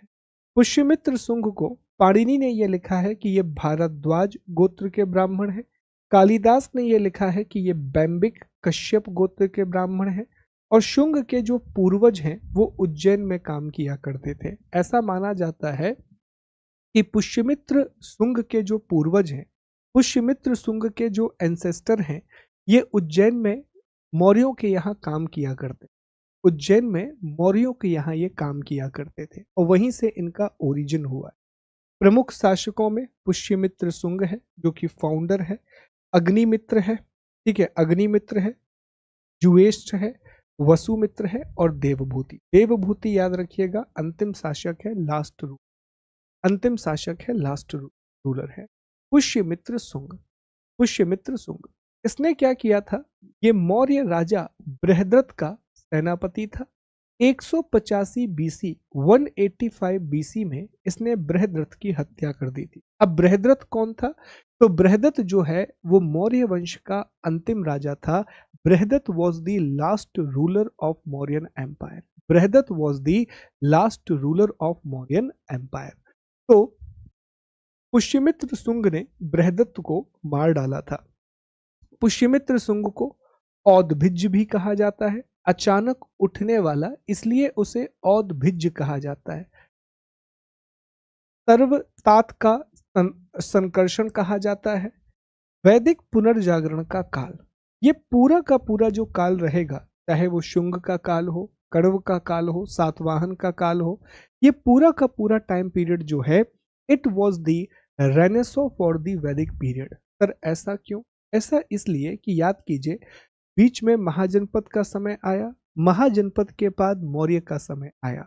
महाजनपद और मौर्य दोनों में हमें एक बात कॉमन देखने के लिए मिलती है, वो ये है कि बुद्धिज्म और जैनिज्म का प्रभाव बहुत ज्यादा रहा और वैदिक रिलीजन जो है वो धीरे धीरे पीछे छूटता जा रहा था। वैदिक धर्म धीरे धीरे पीछे छूट, तो यहाँ पर जो राजा आएंगे, चाहे वो शुंग हो, कण्व हो, सातवाहन हो, इन्होंने वैदिक धर्म को बहुत बढ़ावा दिया। इसलिए इस पूरे के पूरे समय काल को वैदिक धर्म के पुनर्जागरण का काल कहा जाता है, रेनेसो पीरियड ऑफ वैदिक रिलीजन कहा जाता है। ठीक है, अगली चीज समझे, कारण क्या था कि शुंग जो है ये ब्राह्मण धर्म के अनुयायी थे। अयोध्या अभिलेख में लिखा हुआ है कि पतंजलि ने 2 बार अश्वमेघ यज्ञ करवाया था, 2 बार अश्वमेघ यज्ञ करवाया था। तो पुष्यमित्र शुंग के पुरोहित पतंजलि थे और इन्होंने 2 बार अश्वमेध यज्ञ करवाया था। ठीक है जी, तो क्या क्या याद रखना है, पुष्यमित्र शुंग 185 बीसी शुंगा डायनेस्टी को एस्टेब्लिश किया। मौर्यन किंग बृहदत्त का असैसिनेशन, इसे वैदिक जागरण, वैदिक पुनर्जागरण का काल कहा जाता है। पुरोहित कौन थे? पतंजलि, और पतंजलि ने 2 बार अश्वमेध यज्ञ करवाया था। कुछ महत्वपूर्ण काम है, जैसे हिंद यूनान के शासक मिनांडर को हराया था। He defeated Indo Greek ruler Menander, Indo Greek ruler Menander. Sanchi stupa की रेलिंग लकड़ी की जगह पर पत्थर की लगवाई। ये जो रेलिंग है, सांची स्तूपा की इमेज है, ये तोरण है पर हर्मिका वगैरह है, तो इसकी ये जो रेलिंग है ना आज पत्थर की है, पहले ये लकड़ी की थी, तो इसने लकड़ी की जगह पत्थर की रेलिंग लगवाई थी।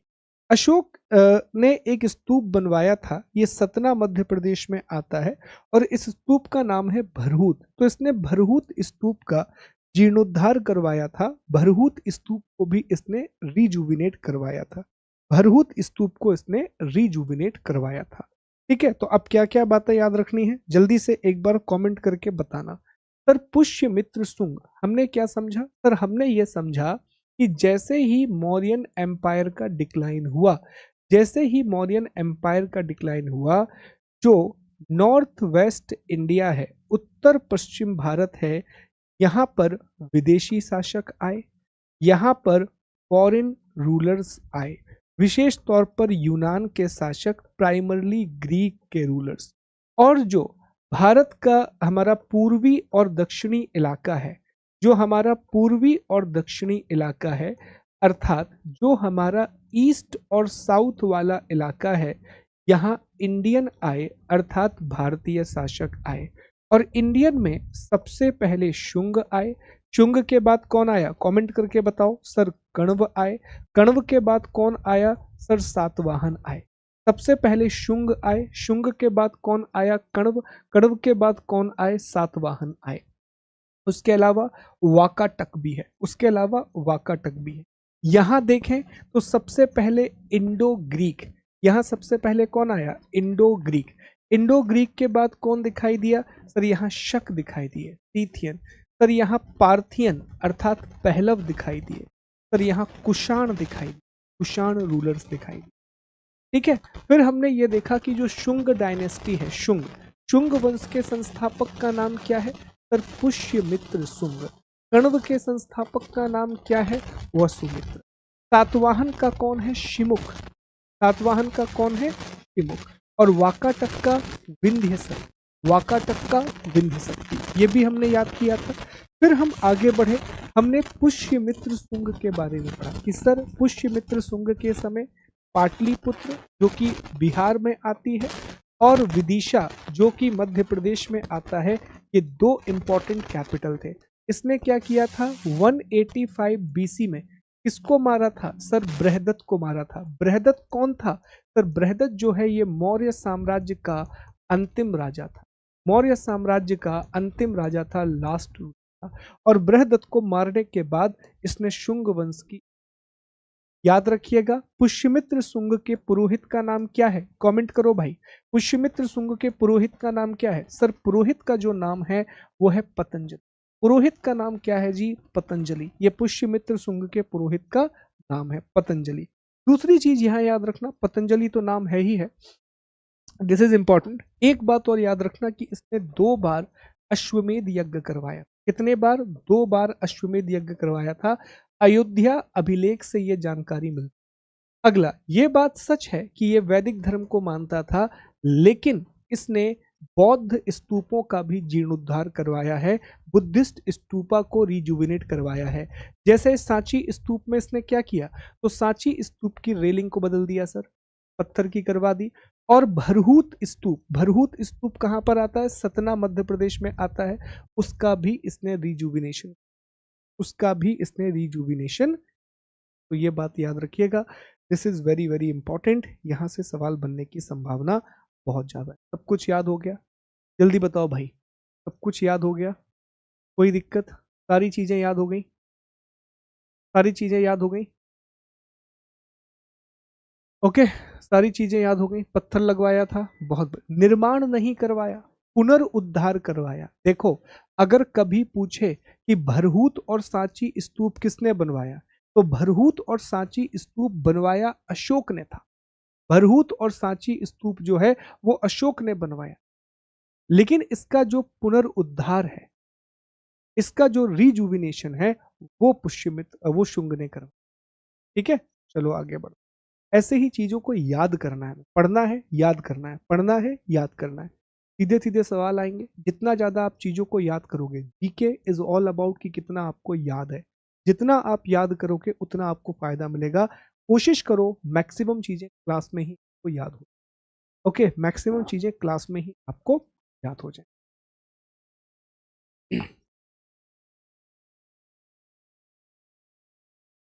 एक मिनट।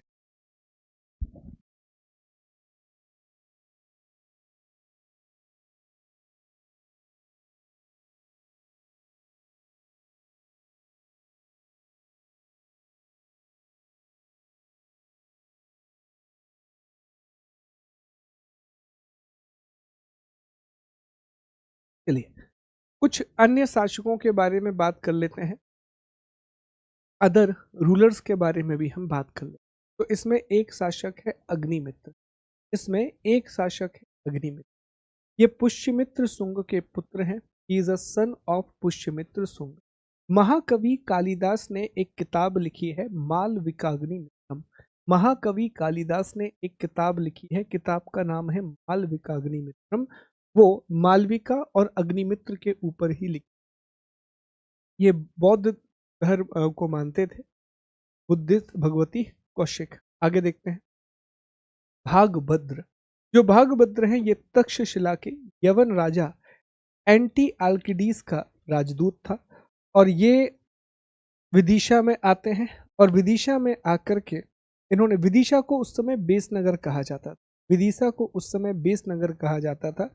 ये विदिशा आए, इन्होंने भागवत धर्म को अपनाया और विदिशा में गरुण स्तंभ की स्थापना करी थी। ये क्वेश्चन बहुत पॉपुलर है कि विदिशा में किस व्यक्ति ने गरुण स्तंभ की स्थापना की थी। तो विदिशा में, विदिशा को बेसनगर बोला जाता था और विदिशा में गरुण स्तंभ की स्थापना जो है वो भागभद्र के समय आए हुए यवन राजा एंटी आल्किडीज के राजदूत हेलियोडोरस ने। हेलियोडोरस जो है वो एक एम्बेसडर था। किसका एम्बेसडर था? ग्रीक किंग एंटी आल्किडीज का एम्बेसडर था। एंटी आल्किडीज का एम्बेसडर था। वो विदिशा आया। विदिशा को बेसनगर कहा जाता था और यहाँ आके उसने भागवत धर्म को अपनाया। ही अडॉप्टेड भागवत रिलीजन और भागवत धर्म को अपनाने के बाद गरुण स्तंभ की स्थापना की। ही इस्टेब्लिश्ड गरुण पिलर। ठीक है, गरुण स्तंभ की स्थापना की। देवभूति, देवभूति अंतिम शासक, लास्ट रूलर था और इसने 75 बीसी में वासुदेव ने इसकी हत्या कर दी। वासुदेव के द्वारा कण्व वंश की स्थापना की गई, जिसे शुंभ नृप वंश भी कहा जाता है और कण्व वंश का अंतिम राजा था कुशर्म। तो 2 डायनेस्टीज हमने कंप्लीट कर ली। एक तो हमने कंप्लीट कर ली दोस्तों शुंगा डायनेस्टी और दूसरी हमने कंप्लीट कर ली कण्व डायनेस्टी। एक हमने कंप्लीट कर ली शुंग डायनेस्टी और एक हमने कण्व डायनेस्टी। तो 2 तो कंप्लीट हो गई है। अब हमें सातवाहन वगैरह के बारे में पढ़ना है। सातवाहन और कुषाण के बारे में पढ़ना है। तो ये हेलियोडोरस पिलर है, जिसे गरुण स्तंभ भी कहा जाता है या हेलियोडोरस पिलर भी कहा जाता था। ठीक है, ये एस्टैब्लिश। चलो आगे बढ़। अब हम सातवाहन के बारे में पढ़ेंगे। सातवाहन के बारे में पढ़ना शुरू। तो सातवाहन में जो प्रमुख शासक रहे वो सिमुख, संस्थापक, सातकर्णी प्रथम, हाल, गौतमी पुत्र सातकर्णी, वशिष्ठी पुत्र पुलुमावी, यज्ञश्री सातकर्णी और पुलुवामी चतुर्थ। सातवाहन का ये रूलिंग एरिया रहा। बहुत लंबे समय तक इन्होंने रूल किया। प्रतिष्ठान इनकी राजधानी रही। इतने बड़े क्षेत्र पर ये शासन करते थे, इतने बड़े एरिया पर इन्होंने रूल किया। सातवाहनों के बारे में एक विशेष बात यह थी कि यहाँ के जो राजा थे वो अपने नाम के आगे अपनी माता का नाम लगाया। जैसे आपने नाम सुना गौतमी पुत्र सातकर्णी, गौतमी माता का नाम है। वशिष्ठी पुत्र पुलुमावी, यज्ञश्री सातकर्णी। तो यहाँ के जो राजा थे वो अपने नाम के आगे अपनी माता का नाम लगाते थे, वो अपने नाम के आगे अपनी मदर का नाम लगाया करते। ठीक है, ये उनकी एक विशेष बात थी, ये उनका एक इम्पॉर्टेंट कैरेक्टरिस्टिक था। ये उनकी एक विशेष बात थी, ये उनका एक इम्पॉर्टेंट कैरेक्टरिस्टिक था। ठीक, ये उनकी विशेष बात थी, ये उनका इम्पॉर्टेंट कैरेक्टरिस्टिक था। क्लियर?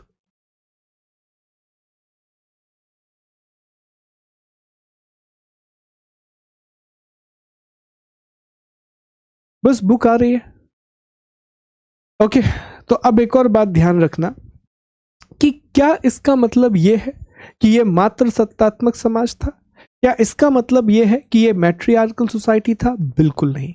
समाज पितृसत्तात्मक ही था। समाज जो है वो पैट्रियार्कल ही था। सारी शक्तियां जो है वो पुरुषों के पास ही रहा करती थी। सारी जो शक्तियां हैं वो पुरुषों के पास ही रहा करती थी। तो दोस्तों ये जो टॉपिक है ना, हम कल कंटिन्यू करेंगे। कल मैं ब्रेक नहीं लूंगा। ठीक है, कल मैं ब्रेक नहीं लूंगा और कल मैं आपको कुषाण, सातवाहन, ये सारा टॉपिक कंप्लीट करा के अगले टॉपिक पर हम आ जाएंगे। ठीक, अगले टॉपिक पर आ जाएंगे। Thank you. कल मिलते हैं आप लोगों से। अपना ख्याल रखिए।